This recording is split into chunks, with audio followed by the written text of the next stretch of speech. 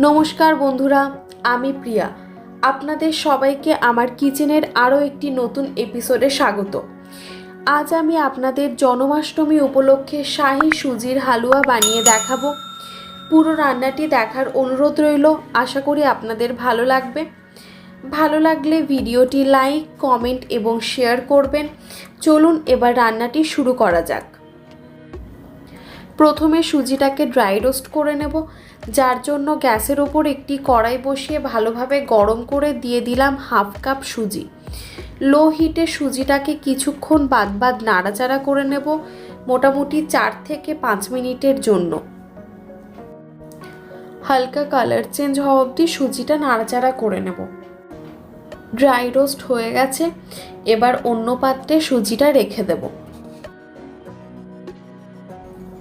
ওই একই পাত্রে নিয়ে নিচ্ছি 1 টেবিল স্পুন ঘি,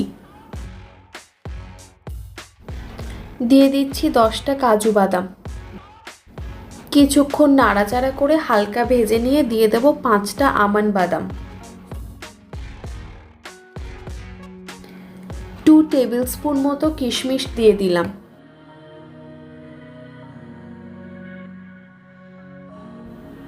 ভেজে নিয়ে অন্য একটি পাত্রে তুলে রাখবো।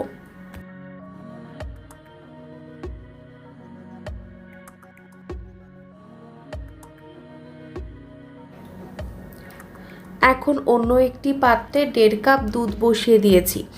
যতটা সুজি দিয়েছি তার 3 গুণ দুধ দিয়েছি। দিয়ে দিলাম হাফ কাপ চিনি। এবার দুধটাকে ভালোভাবে ফুটিয়ে নেব।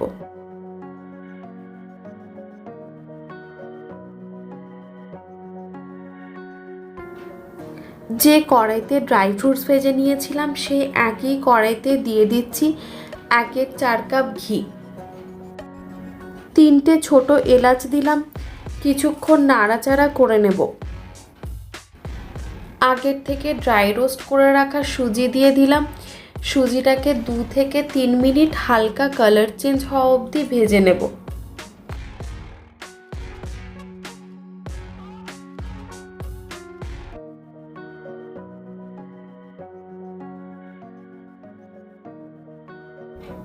দিয়ে দিচ্ছি ফুটিয়ে রাখা গরম দুধ। কিছুক্ষণ সময় অন্তর নাড়াচাড়া করে নেব, যতক্ষণ না অবধি সুজি হালকা ড্রাই হয়ে আসছে।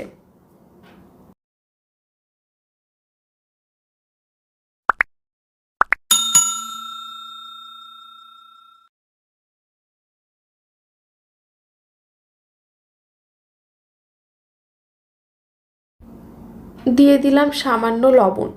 আপনারা ভোগের জন্য বানালে লবণটা দেবেন না।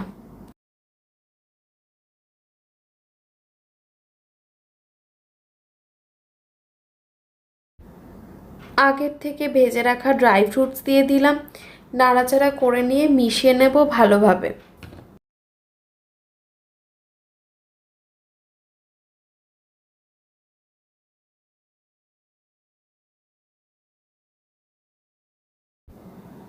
এক চামচ ঘি দিয়ে দিলাম।